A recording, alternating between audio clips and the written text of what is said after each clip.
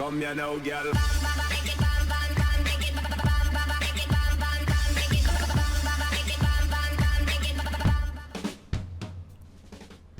Hello and welcome to the long-awaited Map of the Year show 2021 with me, BonBonB. I'm BonBonB, you're very, very welcome. Yes, the Map of the Year, well, we'll be looking at the very best maps of the last 12 months. And I'm going to be using the exact same format for the series as I did last year. And because of that, I'm going to formulate that half of you watching now are actually not going to see the best maps of the year. And here's why. I know it sounds weird, but here's why. Last year, episode 1, which is the one that you're looking at now, is the episode where I have a look at the maps that didn't quite make my final shortlist. This is why today's episode is called The Next Best 5. These are the maps that didn't quite make my final 12. They're still exceptional maps. You're still going to hopefully love at least one of them and probably want to play at least one of them. That's the whole point of this series, to find at least one map that you personally will love. The thing is, it was the most watched of the episodes from last year by about double. Yeah, by about double. Even the series finale where we looked at the top map of the year only got half the views of this, the preview show. So if you're watching this, now is a very good time to hit that notification bell and subscribe button, because this show should be getting the fewest number of views, not the most. But anyway, I'll take what I can get. Now, today's first map isn't the one that's down below. I couldn't actually include this map for favouritism reasons. You see, this map is by a creator that I personally have a lot of respect for. I think he's one of the greats, but I can't include their work in the final 12. Reason being, it's me, BonBonB, Bonbon Island. Yes, my very own map build this year. I personally love it. You guys thought it was okay? Listen, we're all allowed our opinions. That's the great thing about the internet. Speaking of opinions, what we'll have today is, say, the 5 maps that didn't quite make my final 12 shortlist. And then, as from tomorrow, each day, we'll be having a look at 2 maps in different categories. Each category on a different day, and you'll be able to work it out as we're going along. The sun is setting on my map. Look at that. Perfect timing. So yes, we'll be having a look at a different type of map each day. There'll be a day of vanilla, a day of fantasy, a day of realism, a day of real life locations, and so on. What I feel were the very best maps of the year, culminating on New Year's Day, be there New Year's Day, for my very best map of the year. Might be a bit of a contentious decision because I can see the argument. I could have found an argument for about 7 or 8 different maps this year to be map of the year. So I can see how others may disagree. But let's start off with our first flyover today. This is Danubia by Harry. Now this one, the minute I saw it, I knew it was something a bit special. It's reviewed back in episode 1302 of What's Map, where I gave it 4 stars for aesthetics, 4 for detail, and 4 for gameplay potential. Now, in terms of DLC, it does require mass transit and after dark. And how I describe this map is it's a realistic feeling map. I say feeling because part of the topography is a little bit fantastical, but you know, I don't mind it. It still feels realistic, even though it is a little bit convoluted. Still works, and it still feels real when you're in those areas. It does, however, feel a little bit like a scenario map, which I kind of like. I like what's been done. It's a kind of a risk, a kind of a gamble. The map works, but the feature of the map, the most interesting part of the map, is the part of the map that you're going to get the bulldozer to right from the off and change, which is what you see before us, this bridge. The main part of the bridge you're going to leave there, but the bit on the other side of the river over here, well, the bridge has not been completed. It's really very nicely done, and I have no complaints about what's been done, but of course, you're going to look to build a city, you're going to want the bridge completed. And so, for me, This map could easily have been in that final 12, in the rivers category of that final 12, because the rest of the map is absolutely glorious. Look at this one. It's like we've seen the wide shipping river, and it does have shipping running up and down it, and then you come up here, and this river here, it's rocky, it's craggy, it's beautifully detailed. The theme and LUT, we have got here a theme mix which includes La Variante 1.41, La Variante 2.0, Not So Rocky European, the realistic 1.4.5 European theme, and the Springwood theme using relight neutral LUT. It does that. It's a map that does have quite a high requirement list. You probably worked that one out already with 79 items on the subscription list. But they have been used exceptionally well. Just because a map has a lot of requirements doesn't mean it can't be a map of the year. But this one kind of almost disqualified itself with that set play, which just made it took it away from being just a general map and more of a scenario map.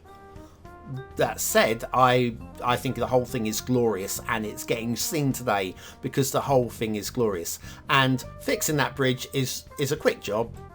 It just needs fixing, and it's something that needs to be considered. So anyway, Danubia by Harry is an exceptional map. Just look at that. Just beautiful. Just a little bit convoluted the way that river winds around, but it still feels realistic as well at the same time. Beautiful start to today's show. Next up, we have Kolam Bulan by Hooper. Now, it's almost traditional now for Hooper to have an exceptional map at the start of the year, and this one was reviewed in episode 1113, where they got 5 for aesthetics, 4 for detail, and 4 for gameplay potential. Now, it is very tree heavy, so if you're running a potato, you're probably not going to like this one. Oh my word, you can see it might even be a little bit laggy for you now. It's laggy for me looking at the editor version. Dear oh me. Anyway, it is a realistic feeling tropical map inspired by Indonesia. No DLC required, with 46 subscriptions. There is a theme mix including the SCT Homecoming theme, Asia theme, Trinity theme, the Australia Coast HD theme, Tropical Beauty, I love that theme, Glacier Ford Temperate map theme, and the photorealistic LUT final as well, just to bring the colours to a lovely richness. And it is a really lovely richness. The aesthetics on this map are just glorious. Yes, tree heavy, but I don't care. The whole thing is not every map is for everybody, and this is why we have a vanilla category, we have light categories, we have heavy categories, we have fantastical categories, we have realistic categories. We have something for everyone over this series. And when I compiled those maps for the top 12, I was looking for a balance as well. So it's not necessary. There may be a map in these top 5 that I would substitute out for a map that's in the final 12, but because it be in a different category, it'd be no use to anybody for me to have a list of 12 river maps as my top 12 maps of the year. It's just no good. There's going to be something I don't want. I want to play a coastal map, I want to play a desert map, or whatever.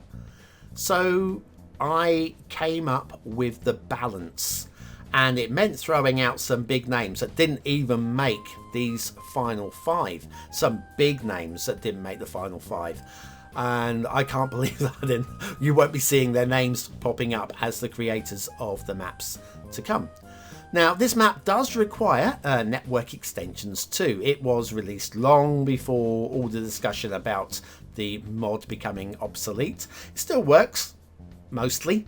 But also not always, and you do need to transition away. So if you do take on this map, I recommend using my tutorial to switch over, I'll try to remember to link it in, to switch over the roads from network extensions to something of your choosing. But look at this beautiful map. Absolutely lovely work. Kolam Bulan by Hooper. I'm just wondering if they're going to come up with another early pace setter, because they are so good at that. Lovely. Inspired by Indonesia, Kolam Bulan Hooper. Now, next up is something a lot different from this. A lot different. And it's the Spring Fjords Snow map 22021. No DLC needed, by stevensdomi. Now, I'm pretty sure 22021 is a typo, but it remains to this day in the name of the title. And it makes the title a little bit quirky. So, hey, good. Good. Now, we reviewed this map in episode 1289. The links to all of these episodes will be in the description. And I gave it 5 for aesthetics, 4 for detail, and 4 for gameplay potential. The map is a fantasy map, hand-drawn, so no height maps involved here, and inspired by the Norwegian landscapes. And I can see that. There's no DLC required because it does say that in the title, but it does require 39 subscriptions off the workshop. It uses the Patagonia theme for the snow which is sand, and so no Snowfall DLC required for the snow there. And we're using the realistic 1.2 LUT as well. It does require network extensions too, so again, if you want to play this map, you're probably going to want to follow the tutorial, switch out the roads to something else. If network extensions 2 still works for you and you want to keep rolling with it, that's fine, but it is just something to consider. Also, the map uses procedural objects, which is a mod that adds what I can best describe as props. They're not props, but they kind of act like props because they don't do anything apart from aesthetics. They just sit there like invisible ghosts. Yeah, you can't see them. No, you can see them. You can absolutely see them. On the whole, you can see them. Now, when I did this review, there were no problems at all. But on this particular flyby, as we started flying up this river, I noticed that the iconic dam feature that was in place that I was so wowed by has something missing. I think it was a rocky ledge that used to reach all the way across the river. It's missing. Now, I'm assuming that is either a glitch in my game or something maybe that I've done wrong. Don't have time to re-record or find out what the problem is. But do check out the original review if you want to see the map in all of its glory, episode 1289. Yes, this one here with the hovering, everybody's favourite factory. Yeah, that one, that was definitely stood on something. And I put that down to me. Blame me for that. I'm not sure it's my fault, but blame me anyway, because it was perfectly right on the first review. Spring Fjords Snow Map 22021, no DLC needed, by stevensdomi, is a swirly, fantastical map based on Norway. On to the next one. This one was a shoo-in for me for the Map of the Year shortlist, and I couldn't do it at the end. I just couldn't squeeze it in there, and I'm really sad about it because I absolutely adore this. It's a fantasy map, sort of. Fantastical map, I guess. Valdar Waters, I should say. Valdar Waters by Youngling. Fantastical because while it does look realistic in many ways, it is also kind of lumpy and curvy and bumpy and swirly and beautifully done. Beautifully done when you consider it is a vanilla map. Now, it does have a custom theme, but that custom theme was also made by Youngling. It is the Valdar Waters theme. And there's no prescribed LUT, so when that happens, we always roll with the realistic 1.2 LUT. That's what we have today. And the map, it is just something special. For a 100% vanilla map, no custom assets at all. So again, that is going to work very nicely for those of you that have the weaker PCs.